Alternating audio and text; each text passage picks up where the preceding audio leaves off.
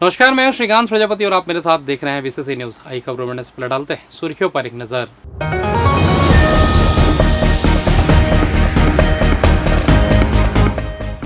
लंबित मामलों का समय सीमा में करे निराकरण, कलेक्टर ने बैठक में दिए निर्देश। नकली शराब बनाकर बेचने का खुलासा, रायगढ़ पुलिस की बड़ी कार्रवाई। एसएसपी ने 2 आरक्षकों किया लाइन अटैच, 18 पुलिस कर्मियों का हुआ तबादला। गर्मी और उमस के बीच मानसून की सुगबुगाहट, जल्द आने के संकेत।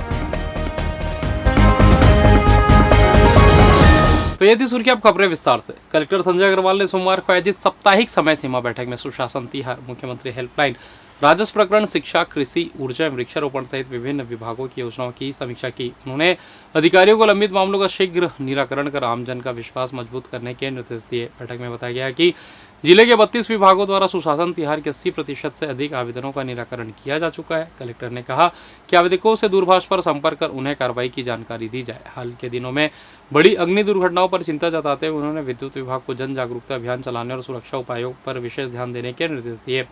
राजस्व मामलों की समीक्षा में 3 वर्ष से अधिक समय से लंबित प्रकरणों को प्राथमिकता से निपटाने तथा नियमित साप्ताहिक पेशियां लगाने के निर्देश दिए गए।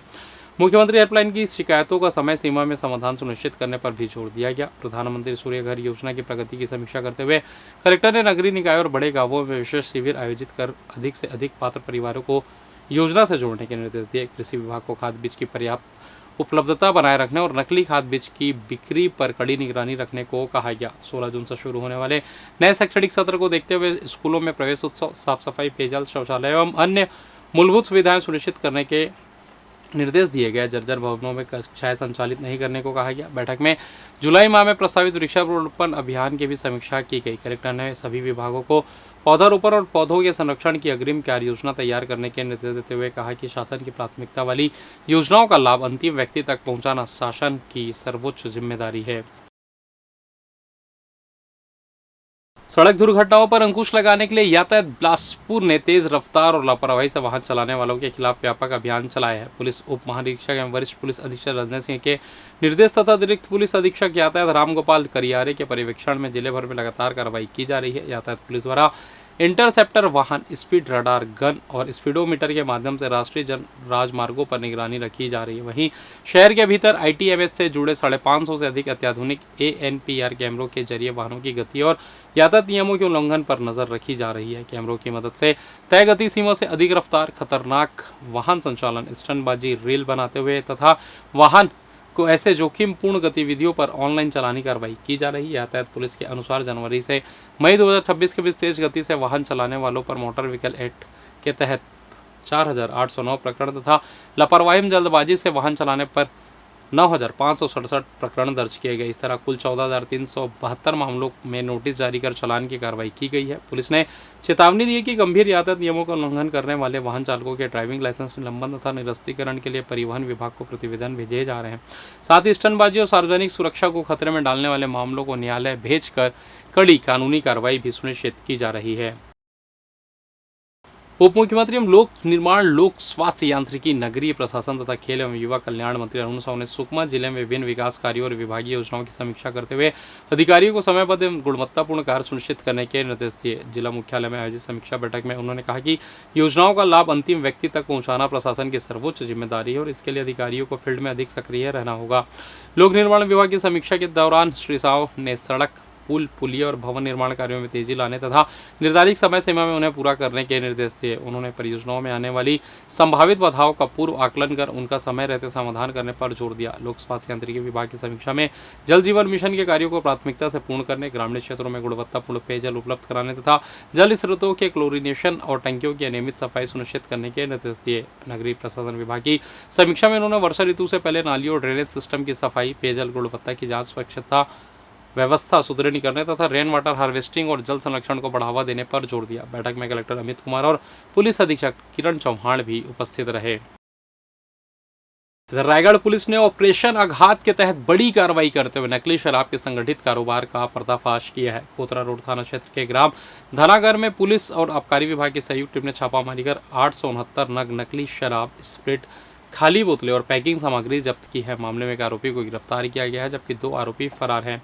पुलिस को सूचना मिली कि ग्राम थानागर निवासी दुष्यंत पटेल उर्फ पप्पू बड़े पैमाने पर नकली शराब तैयार कर बाजार में बेच रहा है। सूचना के सत्यापन के बाद संयुक्त टीम ने उसके ठिकाने पर दबिश दी। तलाशी के दौरान Royal Stag, IB, Black Dog, Goa, reserve quarter और किंगफिशर जैसे नामी ब्रांडों की पैकेजिंग में भारी मात्रा में नकली शराब बरामद की गई। पूछताछ में आरोपी ने बताया कि वह अपने भाई सुभाष पटेल और सहयोगी विनय सिंह के साथ मिलकर शराब में स्प्रिट एवं अन्य पदार्थ मिलाकर उसकी मात्रा बढ़ाते थे। पुरानी बोतलों पर नकली लेबल और होलोग्राम लगाकर उन्हें असली ब्रांडेड शराब के रूप में बाजार में खपाया जाता था। आरोपी ने अभी स्वीकार किया कि कोरोना काल से यह अवैध कारोबार संचालित किया जा रहा था। कार्रवाई में करीब 240 लीटर नकली शराब, 560 ढक्कन, स्प्रिट के ड्रम, केटली और बड़ी संख्या में खाली बोतलें जब्त की गई है। जब्त सामग्री की कीमत 2 लाख रुपए आकी गई है। पुलिस ने दुष्यंत पटेल, सुभाष पटेल और विनय सिंह के खिलाफ आबकारी एक्ट के तहत मामला दर्ज कर उसे गिरफ्तार कर जेल दाखिल कर दिया। वहीं 2 की तलाश की जा रही है। ऑपरेशन आघात के तहत रायगढ़ पुलिस के द्वारा जो लगातार कार्रवाई की जा रही थी, उसमेमें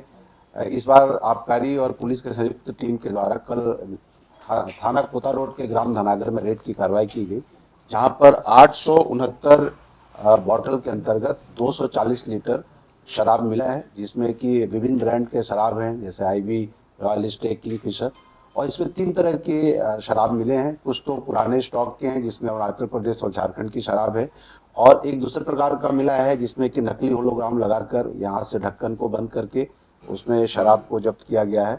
और तीसरा ऐसा भी प्रकार है यहाँ पर कि जो कि ऐसा प्रतीत होता है कि यहीं पे बनाया गया और मिक्स किया गया है, क्योंकि कुछ चीज़ें ऐसी मिली है जैसे कंटेनर और चाय पत्ती शायद कलर चेंज करने के लिए किया जा रहा था। ये सभी जब्त किया गया है और वहाँ पर एक दुष्यंत पटेल उर्फ पप्पू को हिरासत में लेकर पूछताछ किया गया, और उसने बताया कि उसका बड़ा भाई सुभाष पटेल और विनय सिंह, जो कि पुराना तस्कर है जिसके बारे में पता चल रहा है, ये सब लोग मिलकर एक सिंडिकेट चलाते थे और यहाँ पर इस तरह के रैकेट के माध्यम से शराब को बनाकर नकली होलोग्राम और लेबल को लगाकर कोचियों के माध्यम से सप्लाई करते थे।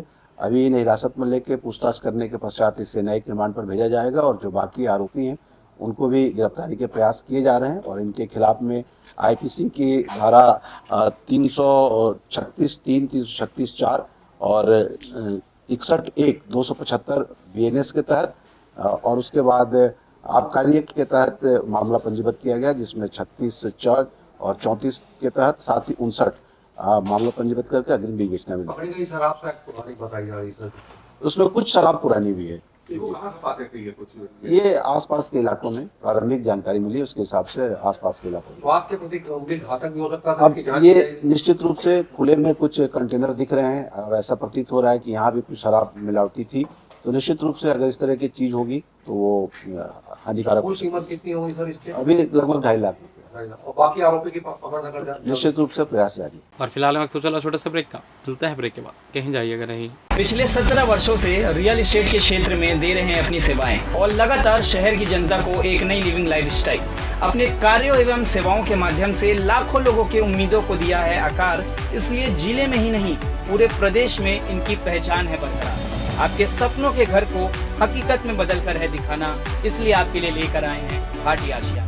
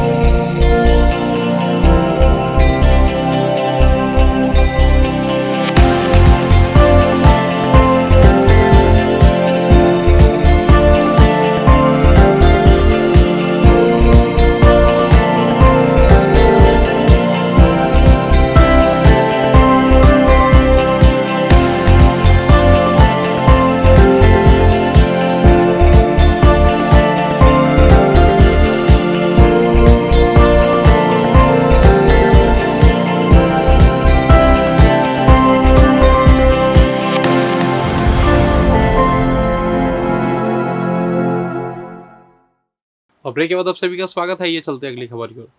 पुलिस उप महानिरीक्षक एसएसपी रजन सिंह ने जिले में एक बार फिर बड़ी प्रशासनिक फेरबदल की है। सिरगिट्टी थाने में पदस्थ दो आरक्षक सुशील कुमार बंजारे और प्रकाश तिवारी को लाइन अटैच कर दिया गया, जिनके खिलाफ सिविल कपड़ों में स्क्रैप के ट्रकों को रोकने का आरोप है, जो नियम विरुद्ध है। वहीं जिले के विभिन्न थाना चौकी और लाइन में पदस्थ 18 पुलिस कर्मियों को इधर से उधर तबादला किया गया है। लिस्ट में एसआई से लेकर आरक्षक तक अधिकारी कर्मचारियों के नाम शामिल हैं। बुधवारी बाजार स्थित जगत मेडिकल के सामने सोमवार दोपहर एक दर्दनाक घटना सामने आई। युवक गजेंद्र शर्मा सड़क किनारे अचेत अवस्था में पड़ा मिला। प्रत्यक्षदर्शियों के अनुसार युवक करीब दोपहर 2:30 से 3 बजे के बीच सड़क किनारे गिर गया था, लेकिन आसपास मौजूद लोगों ने उसे शराब के नशे में समझकर गंभीरता नहीं लिया। बताया जा रहा है करीब 1.5 से 2 घंटे तक युवक वहीं पड़ा रहा। बाद में कुछ लोगों को उसकी हालत संदिग्ध लगी, जिसके बाद पास जाकर देखा गया तो उसकी मौत हो चुकी थी। जिसके बाद इसकी सूचना तत्काल तोरवा पुलिस को दी गई, जहां मौके पर पहुंचे टीआई और पुलिसकर्मियों ने जांच की मृतक की पहचान गजेंद्र शर्मा के रूप में की गई, जो बुधवारी बाजार क्षेत्र का निवासी था और वहीं उसकी दुकान भी संचालित होती थी। घटना की जानकारी मिलती परिजन मौके पर पहुंच गए। युवक की अचानक मौत से बाजार क्षेत्र में शोक का माहौल है। पुलिस ने शव कब्जे में लेकर पीएम के लिए भेज दिया है। वहीं मौत के वास्तविक कारणों का खुलासा पीएम रिपोर्ट आने के बाद ही हो सकेगा। फिलहाल पुलिस मामले की जाँच कर रही है। कलेक्टर संजय अग्रवाल ने मंगलवार को जिला कार्यालय में आयोजित साप्ताहिक जनदर्शन में जिले भर से पहुंचे नागरिकों की समस्याएं सुनी और संबंधित अधिकारियों को उनके शीघ्र निराकरण के निर्देश दिए। इस दौरान नगर निगम आयुक्त प्रकाश कुमार सर्वे और जिला पंचायत सीईओ संदीप अग्रवाल भी उपस्थित रहे। जनदर्शन में ग्राम पंचायत सेवार के सरपंच दिलहरण लाल रजक ने नगपुरा से झाला तक जर्जर सड़क के निर्माण कार्य को जल्द शुरू कराने की मांग की। उन्होंने बताया कि हमारे कई गांवों को जोड़ता है और प्रतिदिन बड़ी संख्या में ग्रामीण, छात्र और मजदूर इसका उपयोग करते हैं। वहीं बरतौरी निवासी देवकी मानिकपुरी ने प्रधानमंत्री आवास योजना के तहत स्वीकृत आवास का रुका हुआ निर्माण कार्य पूरा कराने की अनुमति मांगी। वहीं मस्तूरी के दर्राभाटा निवासी राम सरोज ने मनरेगा के 32 दिनों की मजदूरी भुगतान की मांग रखी, जबकि रतनपुर क्षेत्र के सखाराम ने कृषि भूमि के पुनः सीमांकन की मांग की। सेवार पंचायत की ओर से नए पशु चिकित्सालय भवन निर्माण का प्रस्ताव भी सौंपा गया। इसके अलावा घुरु स्थित एकता नगर के रहवासियों ने ट्रांसफार्मर एवं विद्युत खंभे लगाने के लिए एनओसी जारी करने का अनुरोध किया। कलेक्टर ने सभी आवेदनों पर आवश्यक कार्रवाई के निर्देश दिए। इधर अवैध जुआ गतिविधियों के खिलाफ रतनपुर पुलिस ने बड़ी कार्रवाई करते हुए ग्राम खैरई से दर्री तालाब के पास संचालित जुआ अड्डा पर 8 जुआरियों को रंगे हाथे गिरफ्तार किया। पुलिस ने मौके से 25,000 रुपए नकद, 6 मोटरसाइकिल, 8 मोबाइल फोन, 52 ताश पत्ती की जुआ खेलने में उपयोग की जा रही मोमबत्ती जब्त की गई। आरोपियों के खिलाफ छत्तीसगढ़ जुआ प्रतिषेध नियम के तहत कार्रवाई की गई। आपको बता दें कि 7 जून 2026 को पुलिस को सूचना मिली ग्राम खैरा के दर्री तालाब के पास बड़ी संख्या में लोग जुआ खेल रहे हैं, जिसके बाद वरिष्ठ अधिकारियों को अवगत कराया गया। पुलिस की टीम का गठन किया गया और मौके पर दबिश दी गई। छापेमारी के दौरान पुलिस ने हेमंत कुमार कश्यप पाली, संजू नवरंग तखतपुर, अक्षय जायसवाल सेमरा चपूरा, रविकांत जायसवाल भैंसाधार, महेंद्र कुमार पाव जोगी अमलाई, वीरेंद्र कुमार साहू पचरा, शाहिल खान करैया पारा रतनपुर और संतोष राजपूत खैरा को जुआ खेलते हुए पकड़ा। सभी आरोपियों को गिरफ्तार कर उनके कब्जे से जुआ सामग्री और नकदी बरामद की गई। पुलिस ने आरोपियों के विरुद्ध छत्तीसगढ़ जुआ प्रतिषेध नियम के तहत कार्रवाई की और साथ में पृथक से प्रतिबंधात्मक कार्रवाई भी की है। छत्तीसगढ़ में भीषण गर्मी के बीच प्री मानसून की सुगबुगाहट जल्द ही शुरू होने वाली है। मौसम विभाग के अनुसार वर्तमान में 2 शक्तिशाली मौसमी सिस्टम एक्टिव है, जो राज्य में मानसून के समय से पहले आगमन का मार्ग प्रशस्त कर रहे हैं। मौसम वैज्ञानिकों के मुताबिक पूर्वी उत्तर प्रदेश और उनके आसपास के इलाकों में समुद्र तल से 1.5 किलोमीटर ऊपर एक ऊपरी वायु चक्रवाती परिसंचरण बना हुआ है। इसी चक्रवाती सिस्टम से लेकर उत्तरी पूर्वी मध्य प्रदेश, छत्तीसगढ़, ओडिशा होते हुए उत्तरी तटीय आंध्र प्रदेश तक एक द्रोणिका गुजर रही है। इस मजबूत सिस्टम के प्रभाव से अरब सागर और बंगाल की खाड़ी से नमी आ रही है, जिससे छत्तीसगढ़ के आसमान में काले घने बादलों का डेरा जमना शुरू होने की प्रबल संभावना है। मौसम विभाग ने चेतावनी दी कि अगले 48 घंटों में प्रदेश के कई हिस्सों में 50 किलोमीटर प्रति घंटे की रफ्तार से अंधड़ चल सकती है। इसलिए वज्रपात के समय लोगों को सुरक्षित स्थानों पर रहने की सलाह दी गई है। और फिलहाल इस बुलेटिन में बस इतना ही। मुझे दीजिए इजाजत, फिर होगी आपसे मुलाकात। तब तक देखते रहिए बीसीसी न्यूज़। नमस्कार।